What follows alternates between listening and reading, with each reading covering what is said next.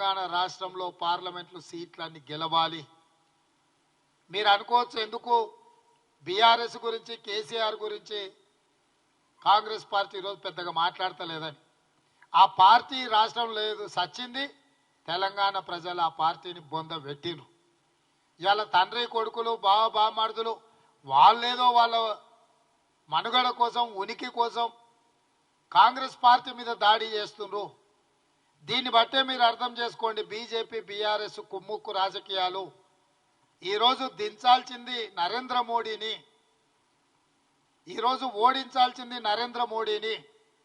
ఈరోజు దేశానికి ప్రమాదకరంగా మారింది బీజేపీ ప్రభుత్వం.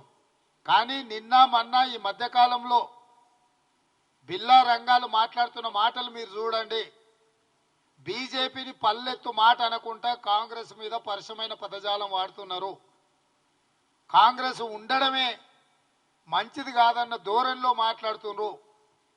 నేను అడుగుతున్న బిల్లా రంగాలను, ఈ దేశంలో కాంగ్రెస్ పార్టీ ప్రభుత్వాన్ని ఏర్పాటు చేయకపోతే ఎవరు అధికారంలోకి వస్తారు?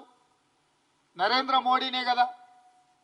మరి కాంగ్రెస్ రాకుండా నిలువరించాలని మీరు చేస్తున్న ప్రయత్నము మూడోసారి ఈ దేశానికి నరేంద్ర మోడీని ప్రధానమంత్రిని చేయడానికి మీరు చేసుకున్న చీకటి ఒప్పందం ప్రజలకు అర్థం అవుతలేదని మీరు అనుకుంటున్నారా?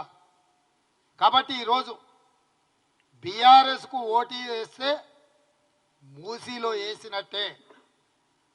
ఇవాళ మోడీని బీజేపీని నిలువరించాలి అని అంటే అది కాంగ్రెస్ పార్టీతోనే సాధ్యమవుతుంది. పునర్విభజన చట్టంలో పొందుపరిచిన అంశాలను సాధించుకోవాలంటే అడిగేది మేమే, ఇచ్చేది మేమే. ఈ ఎన్నికల్లో కేంద్రంలో కాంగ్రెస్ అధికారంలోకి వస్తేనే తెలంగాణకు ప్రజలకు ఇచ్చిన హామీలు 100% అమలు జరుగుతాయి. ఇంతకాలం కేసీఆర్ అడిగింది లేదు, మోడీ గారు ఇచ్చింది లేదు. ఇప్పుడు ఇచ్చేది మేమే, తెచ్చేది మేమే.